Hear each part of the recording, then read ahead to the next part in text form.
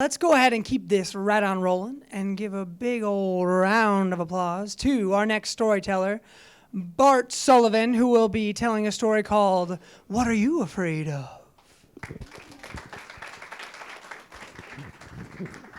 So this is a completely different story than I thought of when I got here. Something else been going through my mind. About 8 years ago, I moved out of my parents' house.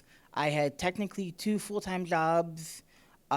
Stipulations, we all know what that type of stuff is, but I decided I have enough money, move out on my own.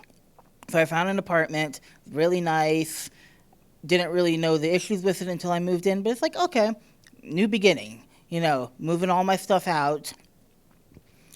And I get there and start moving in and start realizing, oh, well, the heat is horrible. I am extremely short and cannot reach the light bulbs or the smoke alarms. Still can't. Have to go to my neighbors for that. But I started finding a lot more other weird things that I wasn't real sure about. And a lot of it goes back to the fact that my mom had actually lived in the apartment right underneath mine when she was my age. And when we were kids, she'd tell us, weird little ghost stories. And one of them was that one night she had woken up in the middle of the night and she'd heard noises in the kitchen, and she thought it was my dad. He'd just gotten home from working late at work. And so she reached over, pulled the blanket up so he could get into bed, and then realized he was already in bed. And she looked up, and there was someone standing at the end of her bed. And so she told us this story to my sister and I all the time, and it was really freaky.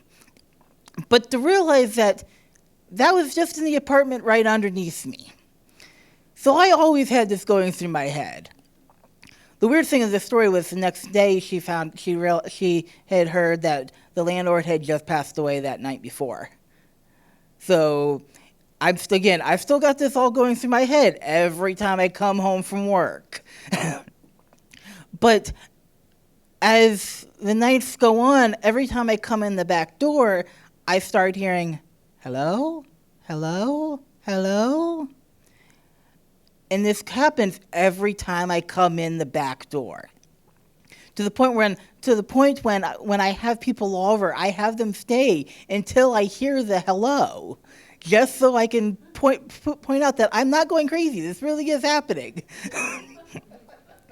So I finally realized, after a couple people have pointed out and heard it, it's just 4 cats in heat. But they hear somebody walking in the hallway, so they immediately run towards the noise. But unfortunately, the cats sound exactly like a little girl. So when I walk in the door, I hear this ghostly little girl saying, hello. And this goes on even when I'm not the one walking in the hallway. So it could be 4 a.m., and all of a sudden I hear, hello, hello. So thankfully, the people who had the 4 cats aren't living there anymore, which is unfortunate because they were some of the tall people who lived in the building. But it's been 8 years, and I never really expected, okay, this is my new beginning. I'm sure I'm gonna have a little bit of issues there. Never expected that I would have a heating bill skyrocketing, or not being able to reach the smoke detector, so I had to put detachable hooks on the walls and put them there instead. Or the fact that I would have a pot addict across the hall from me who didn't really understand that all the smoke detectors in the building are hooked together. So when you decide to get high at 3 a.m. and set your smoke alarm off, you're also setting everyone else's off.